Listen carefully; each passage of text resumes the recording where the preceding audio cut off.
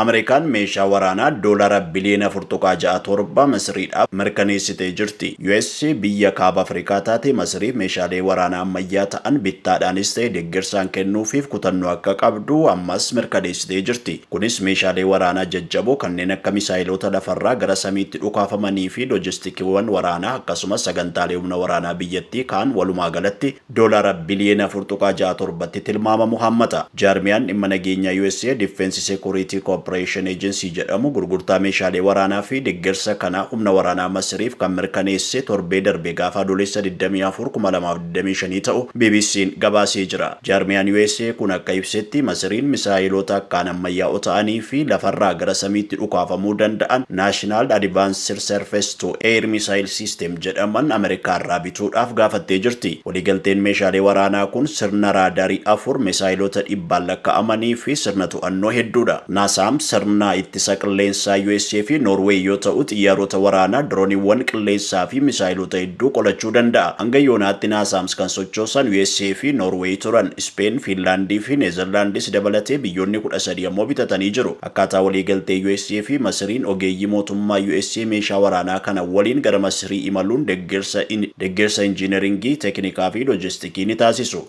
USA gurgurtaa meeshaalee waraanaa kana Masriif mirkaneessuun biyya miseensa NATO hin taane garuu michuu USA taate kanaaf damee waraanaa ishee baay'ee cimsa. Jaarmiyaan dhimma nageenyaa US Defense Security Cooperation Agency jedhamu akka ibsetti waliigalteen kun imaammata dhimma alaa fi nageenya biyyaalessaa USA akka galma ga'uuf gahee olaanaa gumaacha. Wixineen gurgurtaa meeshaalee waraanaa kun nageenya biyya NATOdhaan ala taate kan fooyyessuudha. Kana gochuudhaan ammoo galmoonni imaammata dhimma alaa fi nageenya biyyaalessaa USA ni milkaa'u. Kun ammoo baha giddugaleessaatti tasgabbii fi guddina dinagdee mirkaneessaa jedha eejensiin kun ibsa isaatiin. Masriin meeshaa waraanaa kana argachuudhaaf waliigaltee kontiraataa kan seentee kubbaaniyaa imalaa fi ittisa qilleensarraa USA kan ta'e RTX Corporation waliini. Mootummaan USA gurgurtaan meeshaa waraanaa kun akka raawwatamu beekamtii kennuun kunis koongireesiidhaaf ibsee jira. Koongireesiin waliigaltee kana mirkaneessinaan Ameerikaan hojjetoota 16 fi kontiraaktaroota 34 waliin gara Masrii ergiti. Chaayinaan ebilaaf caamsaa darbee keessa shaakallii waraanaa isa jalqabaa Masrii waliin geggeessitee turte. Maqaan Eagles of Civilization 2025 jedhamu kan kennameef humni qilleensaa biyyoota lameenii torban lamaaf walitti aansuudhaan waliin leenjiirra turan. Humni waraanaa Masrii shaakalliif leenjii humna qilleensaa kanaan hariiroo Chaayinaa fi Masrii daran kan cimsuu fi babal'isuudha jechuudhaan jajeera. Gabaasni kan BBC'ti. Birmadummaa nyaataa mirkaneessuuf tarsiimoo fi maammata ifaa ta'e bocuun hojiilee ce'umsa sirna nyaataa giddu galeeffatan raawwanneerraa jedhan ministeerri muummee firii Dr. Abiy Ahimad. Oomishaalee biyya keessaa jajjabeessuun kanneen alaa galan oomisha biyya keessaa bakka buusuu fi qonnaan bultoota sadarkaan jiran deeggaruudhaan hojiileen hedduun hojjetamuu dubbatan Dr. Abiy Ahimad haasawaa yaa'ii lammaffaa sirna nyaataa mootummoota gamtoomanii irratti taasisaniin sirna nyaataa hammataa fi waaraa akka ta'u hojjetamuu seeranii jiru. Imaammanni nyaataa Itoophiyaan hojiirra oolchite qooda fudhattoota hunda kan hirmaachise ta'us kaasanii jiru. Sirni soorannaa lammiilee akka fooyya'u, sirni nyaataa madaalawaa fi birmadummaan nyaataa akka mirkanaa'u hojiilee jajjaboon hojjetamuus dubbatan. Sagantaa maaddii guutuun bu'aan baadiyyaa haga magaalaatti argame daran jajjabeessaa akka ta'e seeran. Hojiin Itoophiyaan nyaataan of danda'uuf hojjetaa jirtu kan dinqisiifatamuudha jedhan barreessaa olaanaan mootummoota gamtoomanii Antooniyoo Guuteres ammoo. Barreessaa olaanaan mootummoota gamtoomanii Antooniyoo Guuteres yaa'ii lammaffaa sirna nyaataa Itoophiyaatti geggeeffamaa jiru irratti viidiyoodhaan ergaa dabarsaniin Itoophiyaan misooma qamadii fi misooma qonnaa jijjiirama qabeenya qilleensaa dandamatu ijaaruudhaan bu'aa gaarii galmeessuu ergaa isaaniitiin himuudhaan sosochii birmadummaa nyaataa mirkaneessuu addunyaa biroof fakkeenya gaarii ta'uu danda'u jechuudhaan ibsan. Madaala sirna nyaataa eeguun barbaachisaa ta'uu fi qooda fudhattoonni hundi xiyyeeffannootti laachuu akka qaban hubachiisanii jiru. Mootummaan Itoophiyaa yaa'icha qopheessuuf murannoo agarsiises galateeffatanii jiru. Jijjiirama qilleensaa irratti hojjechuu fi nageenya addunyaa mirkaneessuu birmadummaa nyaataa mirkaneessuuf murteessaa akka ta'e seeran. Ministeerri muummee Itoophiyaa Abiy Ahimad gita isaanii kan Itaalii Giorgia Meloniin daawwannaa hojiitiif magaalaa Jimmaas guyyaarraa daawwatanii jiru. Uummanni magaalaa Jimmaa simannaa ajaa'ibaas taasisee fi akka jiru OBN gabaasee jira.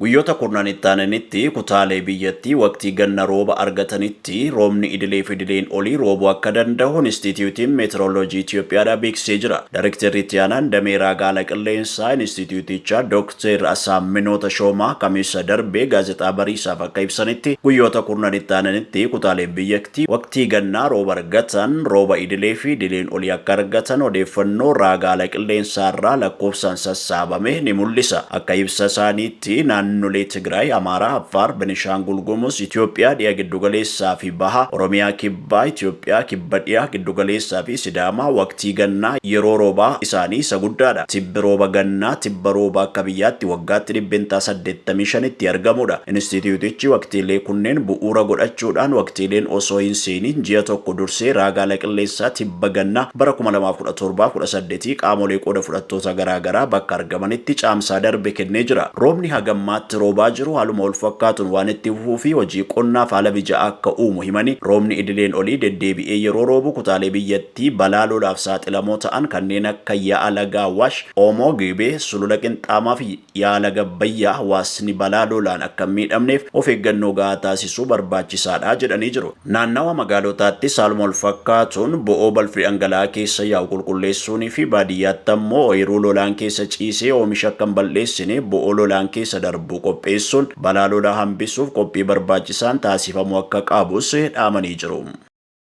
Saayintistoonni Chaayinaa biyya addeessaa fayyadamuudhaan bishaan oomishuu isaanii beeksisan. Argannoon kun jireenya dhala namaa gara fuulduraatiif boqonnaa haaraa fidee kan dhufedhas jedhamee jira. Akkasumas gara fuulduraatti mana jireenyaa ijaaruudhaaf akkasumas dhalli namaa jireenya addeessaa itti fufiinsa qabu mijeessuudhaaf akka ta'e saayintistoonni kun himanii jiru. Qorannoon kun bara faranjoota 2020 irraa kan eegale ta'us himanii jiru. Saayintistoonni kunneen biyya addeessaa kana ho'a guddaan erga ho'isanii booda moleekiyuulota bishaan keessatti gadhiisuudhaan bishaan oomishuu danda'anii jiru. Bu'uuruma kanaan biyyee addeessaa toonii tokkorraa bishaan guyyaa tokko namoota 50f tajaajilu oomishuun danda'amee jira. Qorannoon kun boqonnaa haaraa fi murteessaa akka ta'e miidiyaaleen gabaasanii jiru. Qorattoonni kunneen akka himaa jiranitti kanaan dura qorannoo addeessa irratti taasisuuf bishaan dachii lafaarraa baannee fayyadamaa turre. Kun ammoo baay'ee rakkisaa ture. Amma garuu rakkoo kana keessaa baanee jirra jechuudhaanis himanii jiru.